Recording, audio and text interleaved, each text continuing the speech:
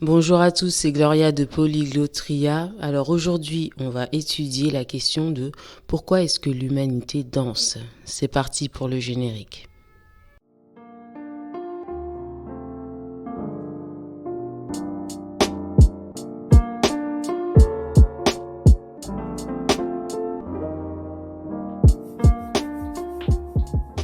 Alors, l'humanité danse depuis quand ? Est-ce que vous vous êtes déjà aussi posé la question de pourquoi nous sommes la seule espèce au monde qui savons danser et qui avons aussi un système musical. Ce qui est fascinant, c'est que chaque région de notre planète a sa propre rythmique. Comme dans la vidéo, pour vous expliquer d'où viennent les mots, généralement, si vous vous rappelez, ça vient d'invocation de nos éléments.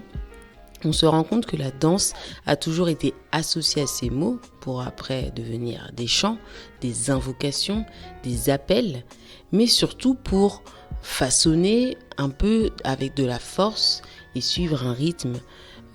C'est pour cela que nous dansons.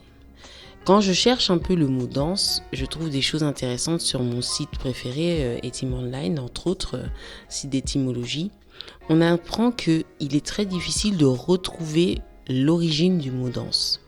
Il y en a qui le mettent déjà au XIVe siècle avec le mot Dausen, le fait de déplacer son corps sur de la musique.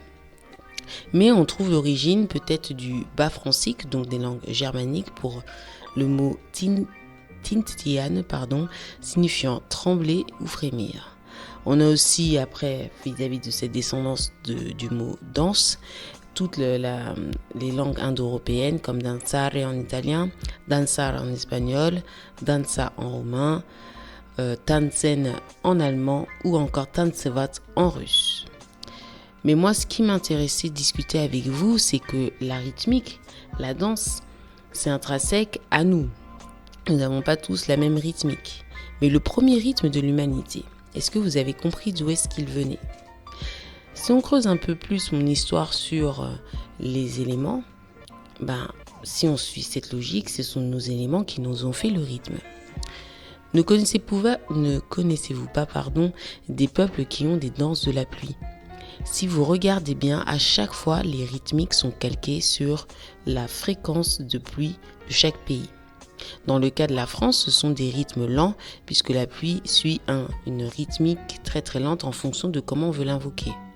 C'est d'ailleurs pour ça qu'on a l'expression chanter comme des casseroles, ça amène la pluie, ça vient d'expressions beaucoup plus anciennes, de rappeler que les Français, pendant leur histoire, pour avoir de la pluie, ils chantaient, et si on chantait mal, on chantait de façon assez particulière, la pluie venait. C'est l'une des raisons aussi pour laquelle les valses, les danses de salon sont très lentes, calquées sur un tempo vraiment qui suit la même rythmique que les aiguilles d'une montre ou d'un cadran. Par contre, si vous allez dans les pays du sud du monde, du sud de l'équateur, vous avez une rythmique beaucoup plus rapide, souvent adaptée au fait que dans les périodes pas sèches, mais les périodes de mousson, les périodes humides, la pluie vient en abondance. Donc à chaque fois, la rythmique d'imitation de pluie dans les pas ont une rythmique assez rapide. Si vous regardez bien les danses traditionnelles des peuples primitifs du Brésil, vous verrez que c'est assez rapide. Les peuples bantous du centre de l'Afrique ont une danse assez rapide. Et je citerai aussi les peuples papous en Papouasie-Nouvelle-Guinée, en Océanie, ont des danses rapides et ont encore, dans ces peuples primitifs, des danses de pluie.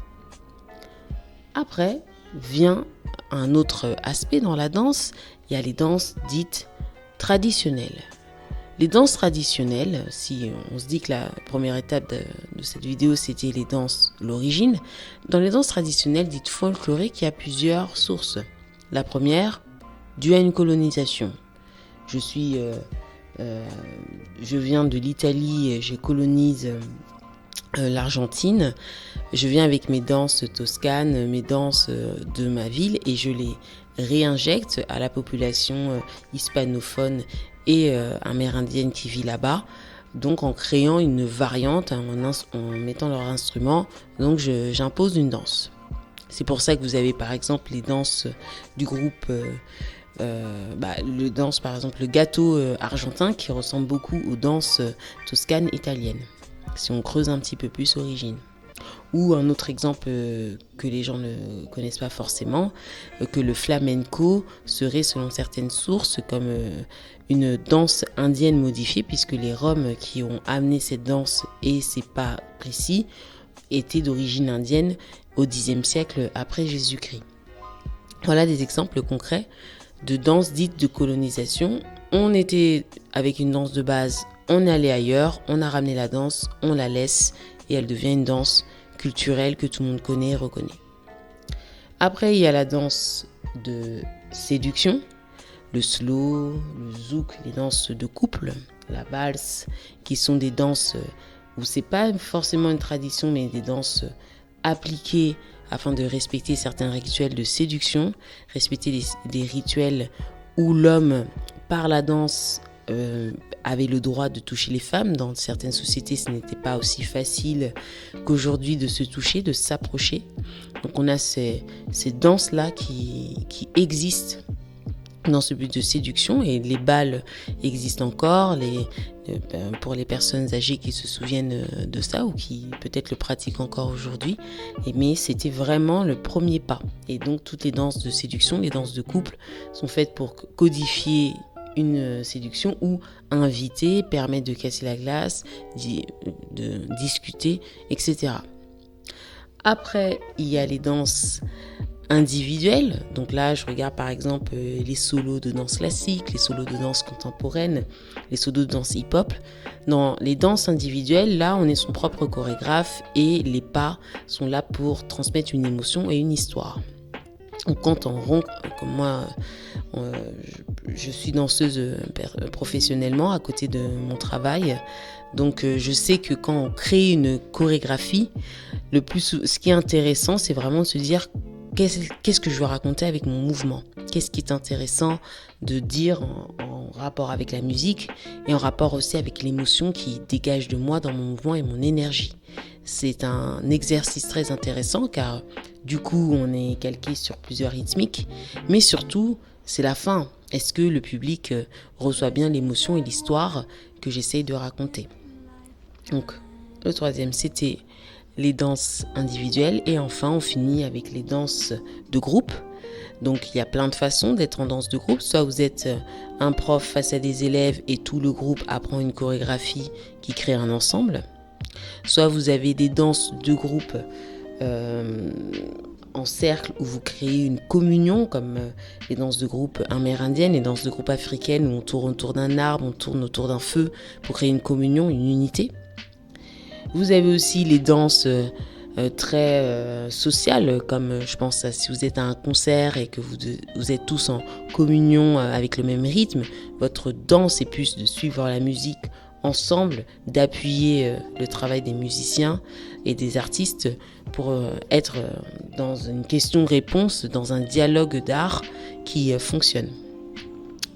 Donc, et après, enfin, un autre cas dont on parle pas beaucoup, que je trouve intéressant dans la danse, c'est qu'on n'applaudit jamais assez nos ancêtres pour la transmission de nos pas. Les pas de danse sont très difficiles à photographier ou même très difficiles à peindre. Donc ce qui était fort pour l'humanité, c'est de se dire comment est-ce que nos danses traditionnelles, folkloriques, ont pu traverser le temps et les siècles. Grâce aux bals, grâce aux festivals, grâce aux événements importants tels que les mariages, les baptêmes, les traditions, l'humanité a réussi par petits groupes à développer des danses qui sont de plus en plus importantes et même à développer des danses qui prennent un sens de tradition du pays ou de tradition d'une langue ou de tradition d'une ethnie. Je prends un exemple concret. Quand on voit un Bharatnatyam indien avec ces femmes qui ont des grelots aux pieds, les tenues traditionnelles particulières, et Bharat signifie le pays, donc rappelez qu'on parle des danses du pays qu'il y a pour l'Inde. On voit vraiment une tradition qui était à la base écrite, qui petit à petit, par force de chorégraphie, de réadaptation, de musicalité et autres, perdure, qui est unique à cette région. Si vous n'avez pas grandi dans le groupe Undik ou avec des langues indiennes, il est très complexe de pouvoir comprendre d'où vient le Bharatanatyam. Un autre exemple, si on regarde les danses traditionnelles comme les danses des Amazones au Bénin, où on voit des danses très corporates, très lentes, très ancrées dans le sol, très en communion, où les personnes secouent les hanches, mais secouent aussi les épaules, les bras, mais avec un rythme lent. On comprend une sorte de lien dans la nature, où on se dit mais comment le pas a pu traverser tout ça et comment la tradition tient encore aujourd'hui. Voilà 2 exemples. Si je prends encore quelques danses qui existent, ces danses basques qui se dansent en claquant des doigts, si jamais vous avez l'occasion, ou en sautillant un petit peu. Ce sont des danses folkloriques qui restent encore aujourd'hui, pas dansées bien sûr n'importe quand, n'importe comment bien sûr, et qui gardent encore leur identité d'appartenir au peuple basque. Donc en conclusion, la danse, c'est tout aussi important comme moyen de communication avec l'autre et comme moyen de communication artistique que les mots, et même c'est un complément du chant, un complément de la musique, mais qui a sa propre langue, qui est son propre langage. Quand on respecte les règles de la danse, tout le monde peut vous suivre, tout le monde va être d'accord avec vous. Quand vous faites un petit peu n'importe quoi, tout de suite, l'humanité est interpellée, les règles ne sont pas respectées, il se passe quelque chose. Bien que la danse suive des rythmiques, suive une musicalité, on a des fois le mouvement qui accompagne une histoire et qui accompagne une émotion. Et l'humanité est la seule espèce qui, avec la musique, le chant et la danse, crée une union harmonieuse qui permet de se développer dans cet art-là. Donc j'espère en tout cas que ce podcast vous a plu pour mieux vous ouvrir sur le pourquoi est-ce que nous dansons. Je vous dis à très bientôt pour un prochain contenu. Comme d'habitude, ciao ciao.